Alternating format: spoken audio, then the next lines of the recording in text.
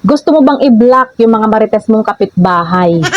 O di kaya yung mga kakilala mo o yung mga kaibigan mong inggitera nang hindi nila nalalaman? Yung tipong nakablock na sila pero nandun pa rin sila sa friend list mo. Dahil nga, friend mo pa rin sila. Friend pa rin kayo. So kung gusto mong malaman guys kung paano, sundan mo lang ang video na ito. So dito guys sa ating Facebook account, pumili na kayo dito sa mga friend ninyo kung sino-sino yung mga gusto nyong mawala dyan sa paningin ninyo. Yan, pindutin lang natin itong see all. Yan. So nandito na guys yung mga friend ninyo. So pumili na kayo dito guys kung sino yung gusto nyong mawala sa paningin nyo.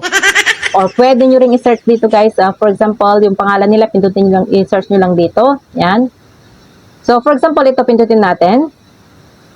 And then, pindutin lang natin itong friends. Tapos, pindutin natin itong take a break. And then, pindutin natin ito para ilimit natin guys yung mga post niya para kapag nag-post siya, hindi na siya dadaan sa newsfeed natin. Yan, ito.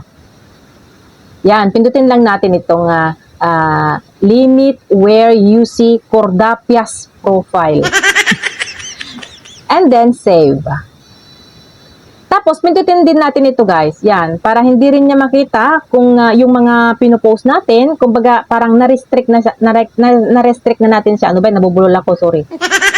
Kumbaga, i-restrict natin siya para kapag nag-post tayo, hindi na niya makikita. Maliban na lang kung itag mo siya doon sa mga pinopost mo, so makikita niya yon kung itag mo siya. Pero kung hindi mo tinatag yan, hindi niya makikita.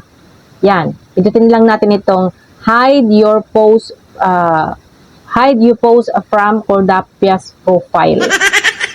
And then, save.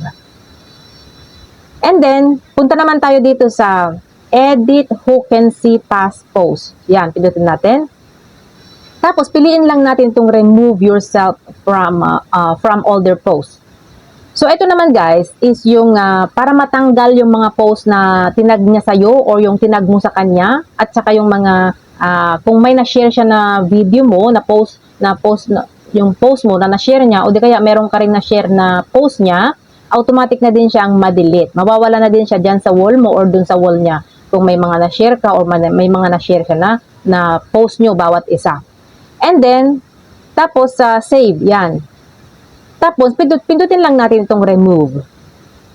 And then, done. Yan, okay na guys. Pero, friend pa rin kayo. So, hindi pa rin siya nawawala sa friend list mo. Pero yun nga lang, hindi na niya makikita yung mga pinopost mo at hindi mo na rin makikita yung mga pinopost niya. Maliban na lang kung itag mo siya o itag ka niya. Yun, makikita mo yun.